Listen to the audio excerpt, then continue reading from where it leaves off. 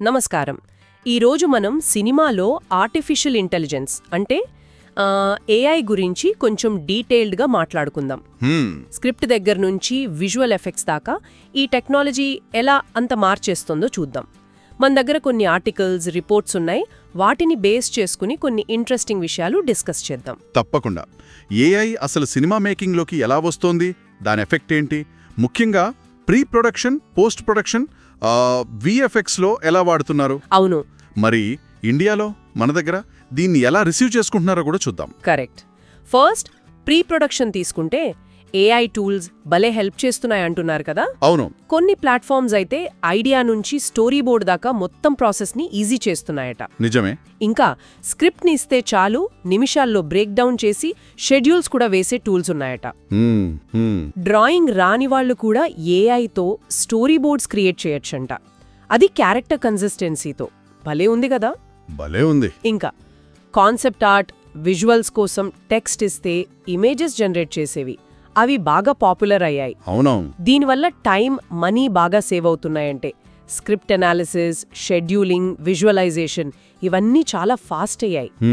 ముఖ్యంగా కాన్సెప్ట్ ఆర్టిస్టుల పని ఏఐ ఇంకా తక్కువ కాస్ట్లో, కొన్నిసార్లు ఊహించని రేంజ్లో ఇమాజినేషన్తో చేస్తోంది. ఇది ఇండిపెండెంట్ ఫిల్మ్ మేకర్స్కి ఒక వరం లాంటిది. నిజమే. అయితే ఇక్కడ ఇంకో పాయింట్ ఉంది. ప్రొడక్షన్ ఇంత ఈజీ అయితే కంటెంట్ ఓవర్లోడ్ అయిపోయి డిస్కవరబిలిటీ అంటే తీసిన సినిమా జనాలకి చేరడం అదో పెద్ద ఛాలెంజ్ అవ్వచ్చు. అది కూడా ఉంది. ప్రీ విజువలైజేషన్ కూడా ఈజీ అయిందంటున్నారు. ఎస్, అది ఒకప్పుడు చాలా కాస్ట్లీ వ్యవహారం, ఇప్పుడు చాలా సింపుల్. ఇక మన ఇండియన్ సినిమా విషయానికొస్తే ముఖ్యంగా టాలీవుడ్ ఏఐ వాడకంలో ముందున్నట్టుంది కదూ. అవును, చాలా ఫాస్ట్గా అడాప్ట్ చేసుకుంటున్నారు. కల్కి 2898 ADలో అమితాబ్ బచ్చన్ గారిని యంగ్గా చూపించడం గానీ, లేకపోతే డెవిల్ సినిమాలో పాతకాలం సెట్స్ ఏఐతో డిజైన్ చేయడం చూసాం కదా. ఇంకా వెపెన్ అని ఒక సినిమా వస్తుంది, అందులో ఏఐ యానిమేషన్ అంటున్నారు. GO80లో విజయ్ని డీఏజ్ చేయడం, చివరికి చనిపోయిన సింగర్స్ వాయిస్లు కూడా రీక్రియేట్ చేస్తున్నారు. అవును, ఇండియాలో ఏఐ అడాప్షన్ చాలా చాలా వేగంగా ఉంది. కానీ హాలీవుడ్లో చూస్తే అక్కడింకా కొంచెం వెనకడుగు వేస్తున్నట్టే ఉంది. అవునా? ఎందుకు? అక్కడ రైటర్స్, యాక్టర్స్ గిల్డ్ స్ట్రైక్స్ జరిగాయి కదా, వాటి వెనుక ఈ ఏఐ ప్రభావం గురించిన భయాలు కూడా ఉన్నాయి. ఓ పైను. ఆ మధ్య రాబర్ట్ జమెకీస్ తీసిన హియర్ సినిమాలో టామ్ హ్యాంక్స్ని డీఏజ్ చేశారు, కానీ అది పెద్దగా వర్కౌట్ అవ్వలేదని టాక్. బహుశా మన దగ్గర ఉన్న స్టూడియో సిస్టమ్, ఆ స్టార్ పవర్ డామినేషన్, తక్కువ బడ్జెట్లో మంచి విజువల్స్ ఇవ్వాలనే కాంపిటీషన్, ఇవన్నీ కారణాలేమో కావచ్చు. ఇక మన లెజెండ్స్ అంటే ఎన్టీఆర్, ఏఎన్ఆర్ లాంటి వాళ్లని ఏఐతో మళ్లీ తెరపైకి తెస్తారనే మాటలు కూడా వినిపిస్తున్నాయి. వావ్. అయితే అక్కడ ఫ్యామిలీ పర్మిషన్స్, పేమెంట్స్ ఇవన్నీ చాలా సెన్సిటివ్ ఇష్యూస్. సో ఈ టెక్నాలజీని వాడటం వెనుక ఆర్థిక కారణాలతో పాటు ఇలాంటి కల్చరల్ ఫ్యాక్టర్స్ కూడా ఉన్నాయి. నిజమే.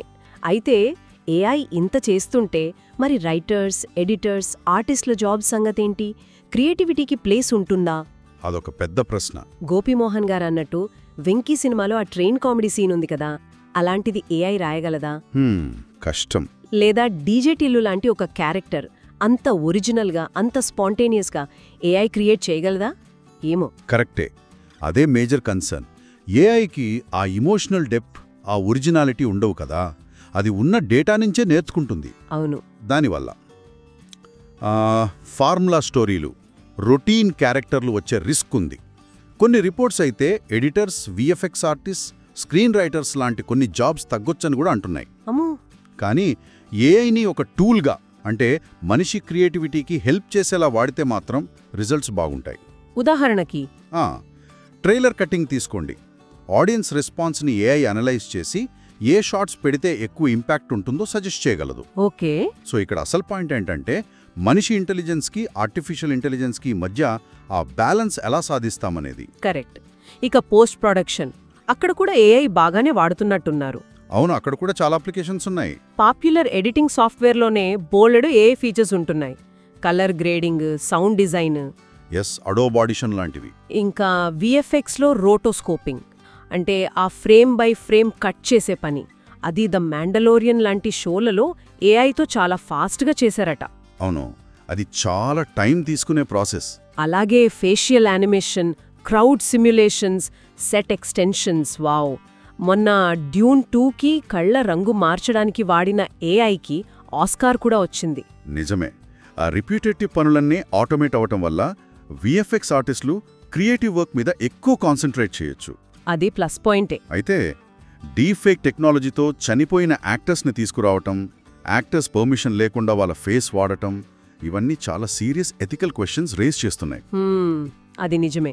కాపీరైట్ ఇష్యూస్, అసలు ఏఐ క్రియేట్ చేసిన కంటెంట్కి ఓనర్షిప్ ఎవరిది, ఇలాంటి వాటిపై ఇంకా క్లారిటీ లేదు. ఈ లీగల్, ఎథికల్ గ్రే ఏరియాలను అడ్రస్ చేయడం చాలా ఇంపార్టెంట్. సో మొత్తంగా చూస్తే ఏఐ సినిమా తీసే ప్రాసెస్నే మార్చేస్తోందనిపిస్తోంది. ప్రీ ప్రొడక్షన్ నుంచి పోస్ట్ దాకా టైం, కాస్ట్ రెండూ తగ్గుతున్నాయి.